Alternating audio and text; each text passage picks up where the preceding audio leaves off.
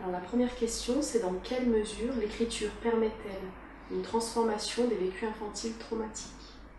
C'est une question à la fois large et difficile, et en même temps, c'est une vraie question, parce qu'on pourrait dire qu'on n'arrête pas de transformer nos vécus infantiles, traumatiques ou pas, mais en particulier ces vécus-là, spécifiquement douloureux, on est constamment en train de les remettre en chantier, c'est-à-dire c'est un travail un peu infini, c'est Pénélope, quoi. On tisse, on défait, on refait, on reconstruit. Moi j'ai l'habitude de dire que, c'est pas moi qui ai trouvé l'expression, c'est un vieux philosophe qui s'appelait Pic de la Mirandole, on invente sa vie, c'est-à-dire que constamment on remet sa vie en chantier, on la retisse, on la recrée. Et donc ces vécus infantiles, ces traumatismes infantiles, ils sont constamment en train d'être réélaborés à la lumière, à l'occasion de toutes les expériences de vie qu'on peut traverser, les expériences heureuses, les expériences malheureuses, les nouvelles pertes, etc. Voire les traumatismes auxquels on peut être confronté quand on est adulte. La vie est composée aussi de ce genre d'expérience. Donc l'écriture, c'est vraiment un cas spécifique de transformation. C'est un cas spécifique parce que on invente un monde, on invente des personnages, on invente une histoire, on invente un scénario. Donc ça, c'est déjà un premier niveau de transformation, d'élaboration de ces vécus infantiles. Et puis il y a un deuxième niveau sur lequel moi je me suis un peu plus attardé, c'est le style, c'est-à-dire la façon dont on raconte. Et quand on se penche un peu sur la question du style, on s'aperçoit qu'il y a des écrivains, des écrivaines, comme on dit, qui ont un style particulier, c'est-à-dire qui font subir, entre guillemets, à la langue un certain nombre de torsions, de transformations, qui donnent un effet particulier. Par exemple, on reconnaît, sans même que son nom soit donné, une phrase de Marguerite Duras. Marguerite Duras, elle a un style bien particulier, qu'on ne peut confondre avec aucun autre. On reconnaît aussi un auteur sur lequel je me suis bien attaché, c'est Louis-Ferdinand Céline. Une phrase de Céline, on la reconnaît tout de suite. Une phrase de Proust, on la reconnaît tout de suite. Une phrase de Sandrard, Blaise Sandrard, on la reconnaît également tout de suite. Donc ce sont des auteurs, ils sont rares finalement, qui font subir à la langue un certain nombre de transformations, de torsions, qui donnent immédiatement une spécificité, une originalité qu'on ne peut, au fond, comparer à aucun autre. Et alors ça, c'est un sujet intéressant parce que je me suis demandé si ces écrivains, pas que ceux qui écrivent normalement très très bien, mais sans véritablement tordre la langue, eh bien, si ces écrivains qui, eux, inventent quelque chose dans le style même de la langue, ne nous transmettaient pas quelque chose, ne nous transmettent pas une sorte de message dont eux-mêmes, je pense, n'ont pas conscience. C'est-à-dire qu'il y a quelque chose qui passe à travers eux sans qu'ils le veuillent, sans qu'ils en aient effectivement la pleine conscience. Alors du coup, Didier Ozell décrit 3 modèles du soin. Le premier, c'est celui de la décharge. La production littéraire ne serait-elle pas un moyen pour l'écrivain de mettre hors de soi une détresse infantile en l'exprimant sur une autre scène? On pourrait dire, l'écriture permet-elle, selon vous, d'agir comme catharsis des pans de subjectivité brute en provenance du monde interne de l'auteur? Ben oui, bien sûr. Mais Didier Ozell, il rajoute aussi, il y a 3 niveaux, on reviendra sur le 3e niveau plus tard, mais il y a 2 niveaux. Les 2 premiers niveaux, c'est au fond la catharsis, la décharge, on exprime, on se lâche en quelque sorte, on se vide des tensions internes. Puis le 2e niveau qu'il proposait, c'est le sens. On se guérit, on se soigne plutôt, en donnant du sens à ce qu'on a vécu, etc. Donc c'est sûr que l'écrivain, par le biais de l'écriture, par l'invention de l'histoire, par le style aussi, eh bien, il décharge quelque chose. C'est-à-dire on pourrait dire, il jette sur le papier, d'ailleurs il y a cette expression « jeter sur le papier », qui qualifie l'écriture, il jette sur le papier un certain nombre de choses de son histoire, de ses vécus, de ses tensions, de ses souffrances, de ses douleurs, etc. Et il les modèle, c'est-à-dire un peu comme le sculpteur, il les transforme, il les déforme, il leur donne une existence différente. Une autobiographie, la plupart du temps, c'est plat. Quand on raconte, ben voilà, quand j'étais petit, mon papa faisait ci, ma maman faisait ça, ça n'a pas beaucoup d'intérêt. Quand un écrivain, et tout le monde ne l'est pas, transpose ce qu'il a pu vivre à travers des personnages multiples, à qui il va conférer une histoire, à qui il va conférer un destin tout à fait particulier, il va effectivement décharger dans ces personnages ce qui est peut-être un peu lourd à porter pour lui. Hein. Et ce que disent les écrivains, c'est qu'effectivement, l'acte d'écrire, la contrainte à écrire, ils ne peuvent pas y échapper. Ils ne savent pas faire autrement. Ils ne peuvent pas faire autrement. Et pour eux, vivre, c'est constamment essayer de décharger, de transformer dans et par l'écriture ce qui les occupe, ce qui les fait souffrir, ce qui pèse un peu lourd, ce qui est souvent une entrave pour eux. Et hors de l'écriture, ils sont paumés, quoi. Ils ne savent pas comment faire autrement. Vous dites que le style, c'est l'homme même, et ajoutez qu'il est la voie royale qui permet de remonter jusqu'à certaines traces de traumatisme précoce. Ce qui frappe le lecteur dans l'ici et maintenant, n'est-ce pas la trace des traumatismes passés qui n'ont pas trouvé le chemin de la symbolisation? Vous parlez avec Albert Sicone du partage d'affect comme le paradigme du soin psychique. Quelle place, selon vous, le témoignage des éprouvés du lecteur prend-il alors dans la transformation des expériences infantiles douloureuses de l'écrivain? La phrase « le style c'est l'homme même », c'est pas moi, c'est Buffon qui écrit ça. Et alors ce que je rajoute, c'est le style c'est le même autre de l'homme. C'est-à-dire c'est l'idée qu'à travers le style, quelque chose de l'inconscient, de l'inconnu de soi, de l'inconnu de l'auteur passe. Donc le style c'est l'homme même, c'est Buffon, mais bien sûr la psychanalyse étant passée par là, on peut faire l'hypothèse que le style exprime quelque chose qui est le même autre, l'autre en nous, comme disait Rimbaud, je est un autre. Hein. Donc effectivement, on ne cesse de parler de soi à travers le style de l'écriture, hein, on va y revenir, mais aussi son style vestimentaire, sa façon de parler, la manière dont on occupe par exemple un cabinet. Ici, dans mon cabinet, il y a des objets qui ont une histoire, avec lesquels j'ai un lien ancien. Il y a des tableaux, ça fait 20 ans, 25 ans qu'ils sont là, avec lesquels j'ai un dialogue. Il y a Paul Klee, il y a Kandinsky, etc. Il y a des objets là qui sont en face de moi, qui rappellent des histoires, qui sont pleins de récits, soit de passion, soit d'histoires plus personnelles, etc. Donc je suis entouré de quelque chose qui est un moi autre. Hein, et parfois avec des éléments que j'ignore moi-même d'ailleurs dans ces histoires, des éléments de mon inconscient qui sont par là. Donc constamment, nous racontons quelque chose de nous, et ce que nous racontons de nous, en partie, échappe à la conscience. C'est-à-dire que nous ne savons pas ce que nous sommes en train de dire. Nous ne savons pas que nous sommes en train de raconter quelque chose qui va beaucoup plus loin que ce qu'on imagine.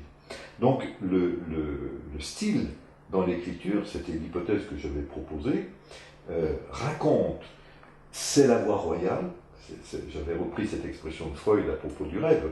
Freud disait que l'interprétation du rêve est la voie royale qui conduit à l'inconscient.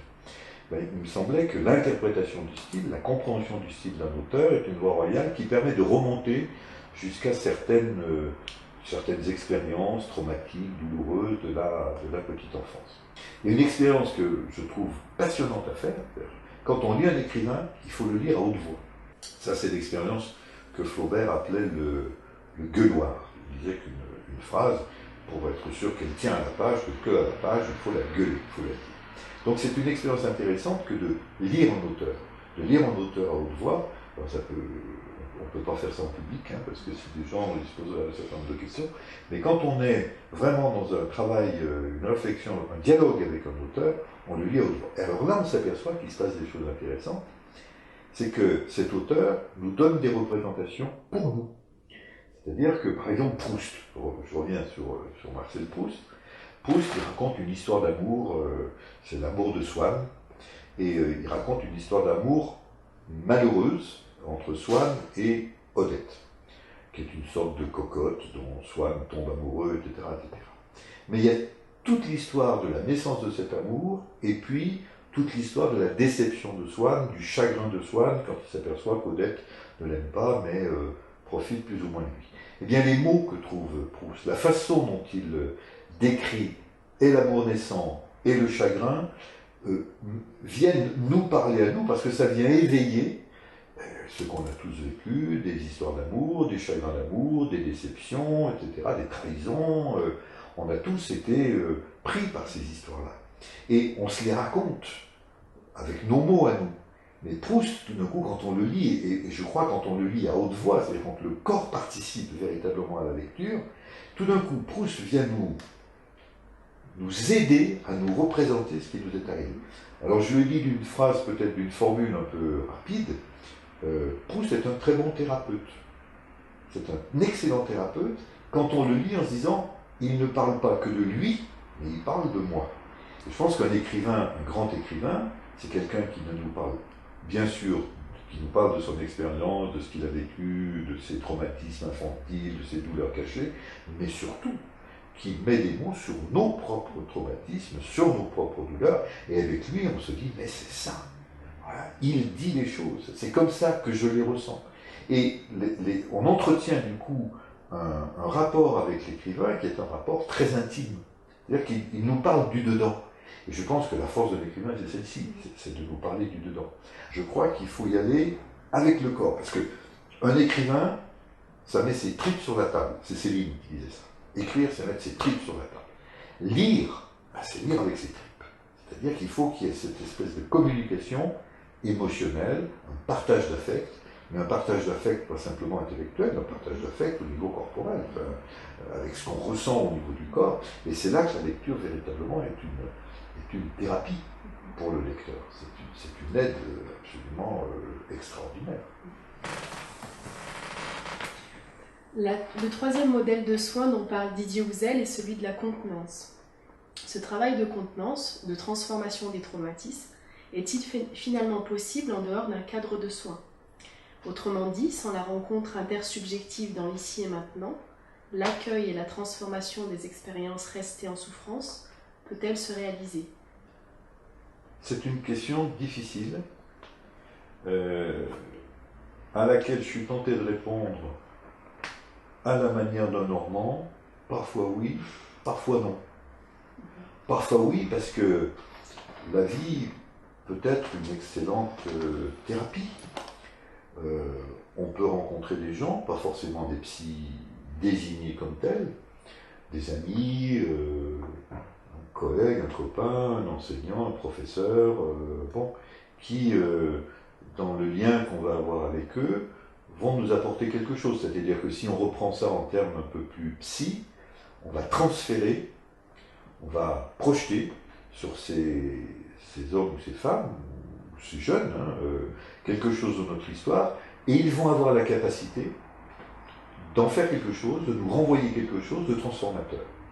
Donc de temps en temps, nos expériences peuvent être transformées, contenues, modifiées, parce qu'on va trouver une écoute qu'on n'a jamais trouvée jusque-là.